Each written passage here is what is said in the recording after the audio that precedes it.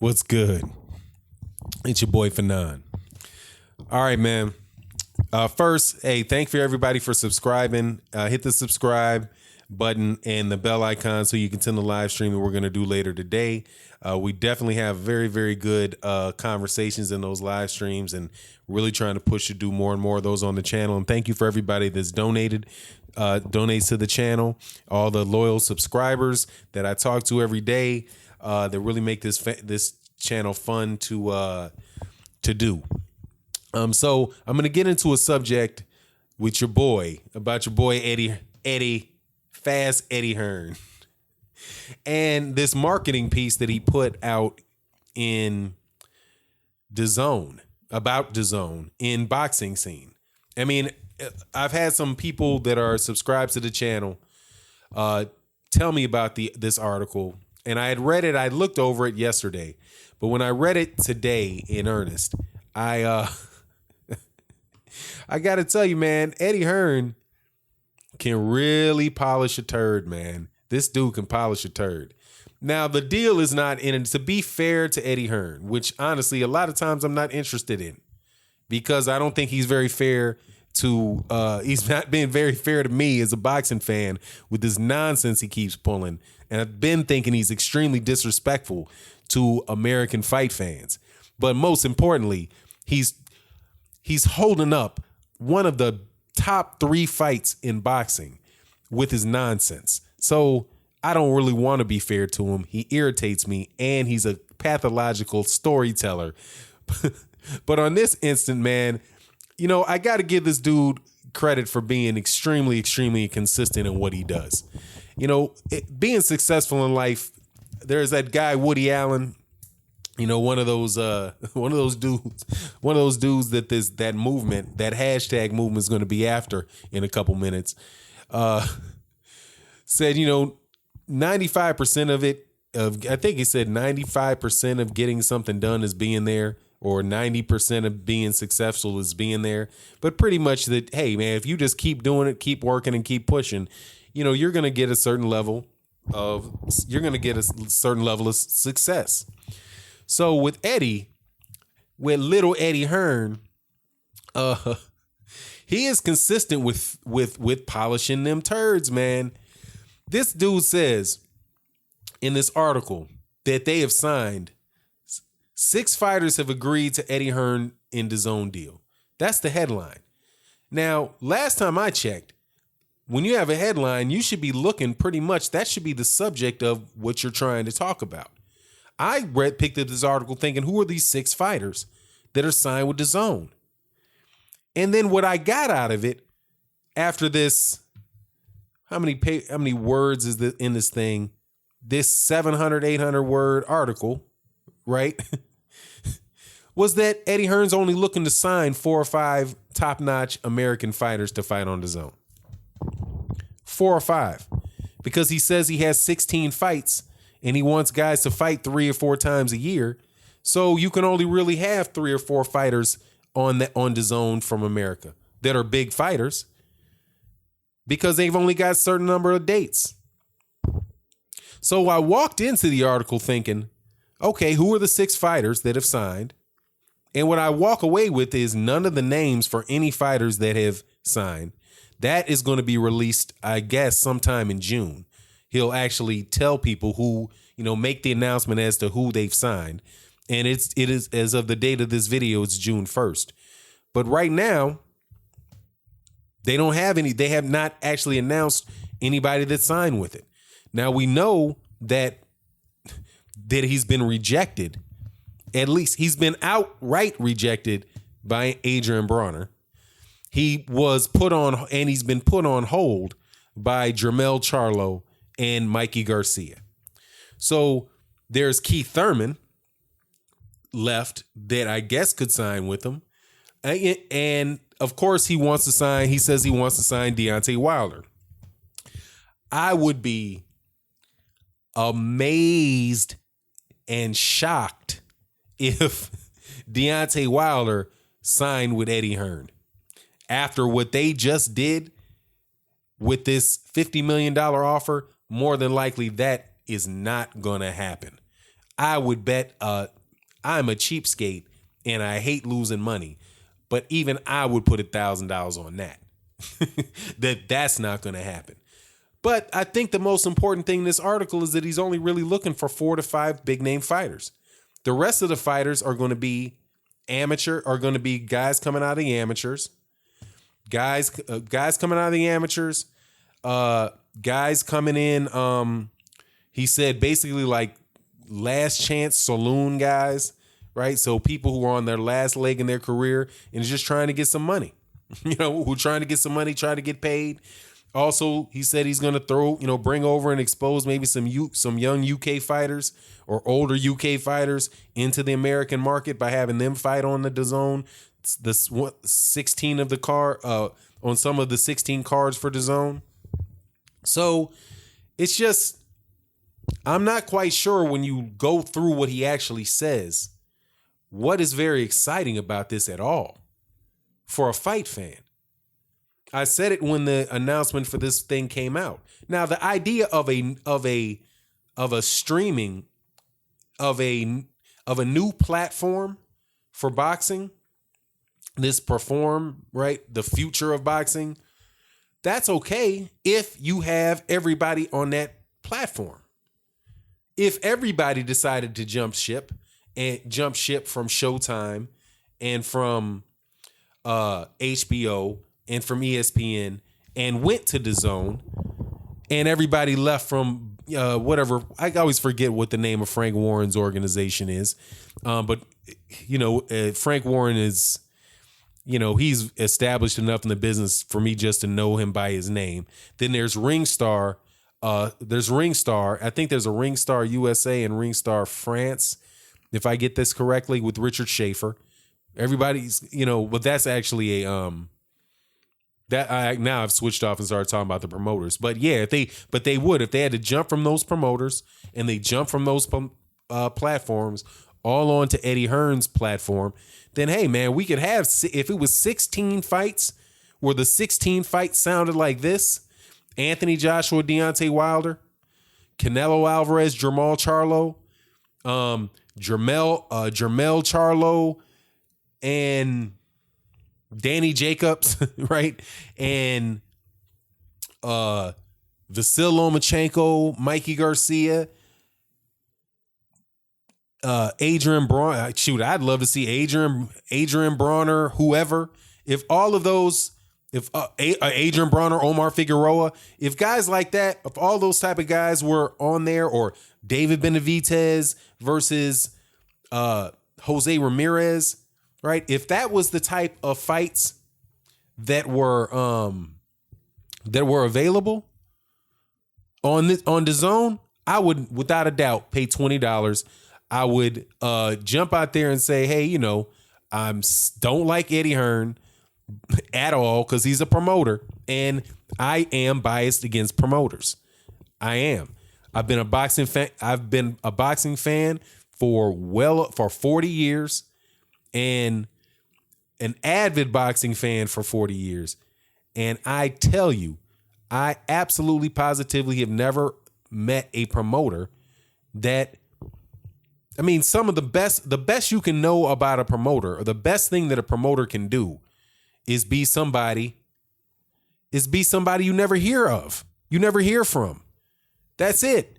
If you never hear him talk, if you never see him around, then there's a good chance that, hey man, I won't have an issue with that promoter.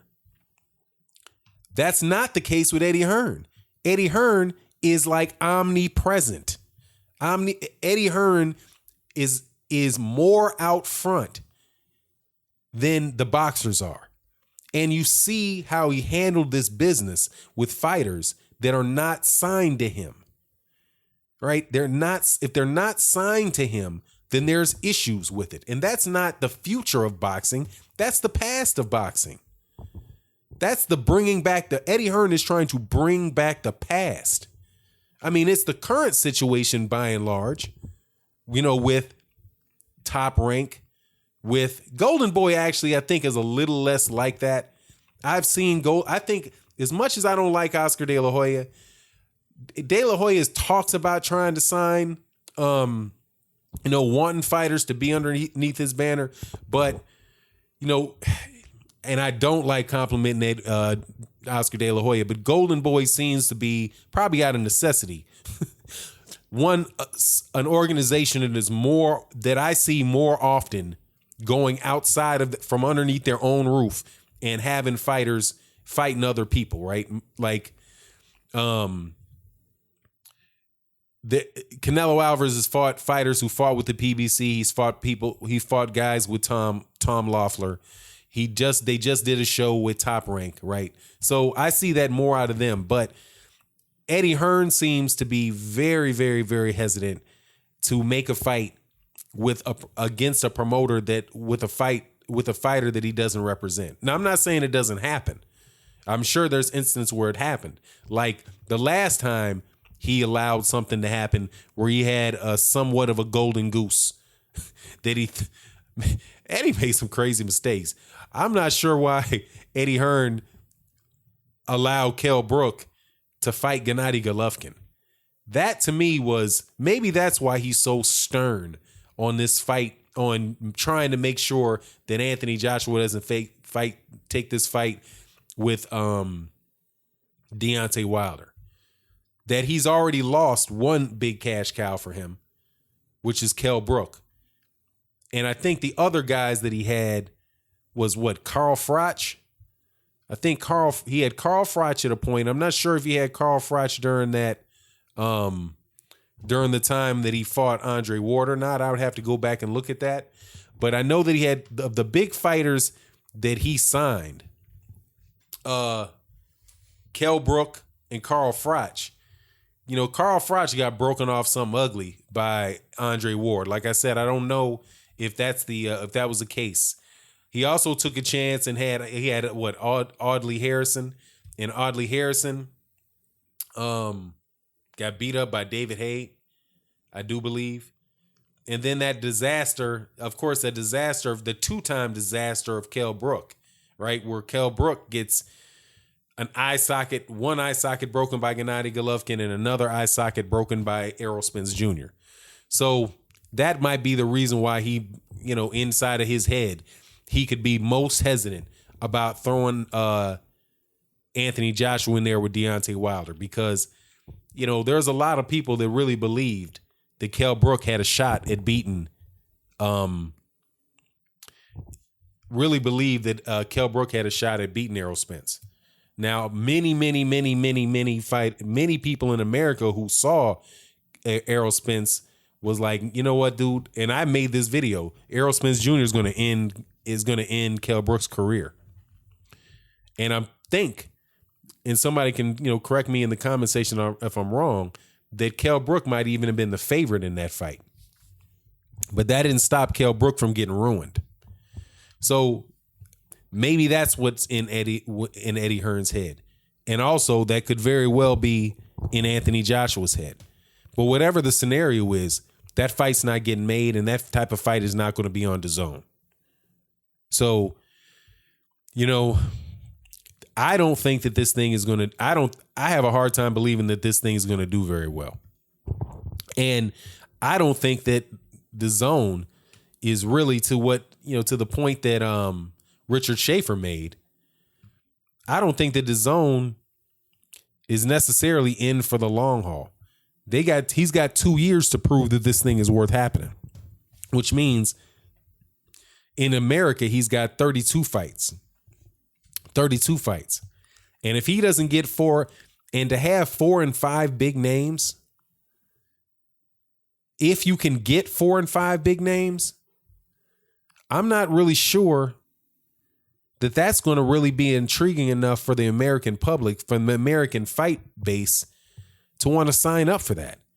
Now, I hate that I got to pay this $20 a month, because more than likely I'm going to get it. That's because I'm a boxing channel and there's going to be fights on there that I'm going to want to be able to see and I'm going to want to be able to talk about. So, unfortunately, more than likely, Eddie Hearn's going to get my $240 for the year. But I'm not happy about it, because I just don't see, and maybe when he makes his announcement in June, he can prove me wrong. But at this point in time, I just don't see I'm not looking forward to spending the money. I'm not. I don't want to have to pay an extra $20 a month for 2 fights. For 3 or 4 fights. Right? So basically you're saying if you get 3 good fighters on there, just say it's say they get Jamal Charlo, they get Mikey Garcia and David Benavidez. I'm very big on David Benavidez. Very big on David Benavidez. But David Benavidez, I think, is rumored to be trying to talk to Top Rank. But I think that might be so he can get that Gilberto Ramirez fight. But whatever the case is, if he gets those 3 fighters, do I want to pay $20, pretty much $20 every time I see one of their fights? Because that's what that's going to wind up being. Because if Adrian Brawner fights somebody in January, and that's the only real, because he's only going to have 3 to 4 fighters, right? 3 to 4 big name fighters. And if you say 4 fighters, right, and they fight 3 times, basically it will be, you might get one of those good fighters fighting every month. So that means I got to pay in January. I'll see Mikey Garcia fight somebody, who knows, right? Then in February, I'll see David Benavidez fight somebody. I don't know. And then the third one, whoever, Keith Thurman, I'll see Keith Thurman fight. And then I get to see those 4 fighters recycled 3 times against people I don't want to see, and I got to pay an extra $20 a month for that. I'm just not excited. I'm not excited about it.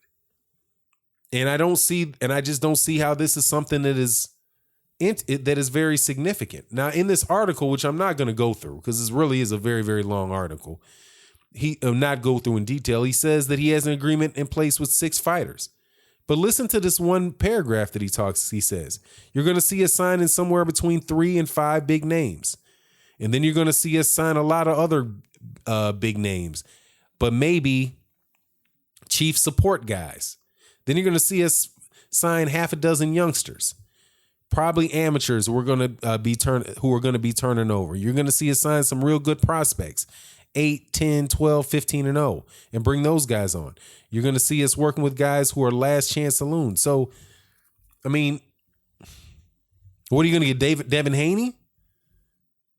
You're not going to get Gervonta Davis? I mean, I just don't see it.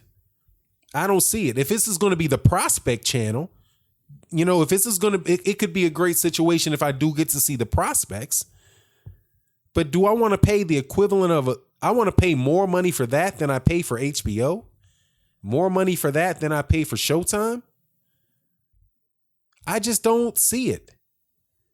And it's me trying to be fair to the dude. I mean, I'm trying to be fair to him. If he was just coming up saying, hey, I want to sign these people and I'm going to promote these local shows, right? And I'll be the promoter in New York or I'll be the promoter in LA. And I'm going to put on local shows and I'm going to pay fighters fairly. If he wasn't standing in the way of fights happening, right? If he's not standing in the way of fights happening, I don't care who sells the local tickets. But if you're trying to prevent fights from happening and then lock fighters off into the fourth, add a whole nother platform that I got to pay for, you got to take my 4th check a month to watch your guys instead of just watching them on streams I can get right now for free, with paying for my, the internet and all that. I mean, it's just it's a losing proposition for me. It's a losing one. And he says something like, I just don't feel it, man. I don't feel it. But most importantly, man, I don't think it's going to work.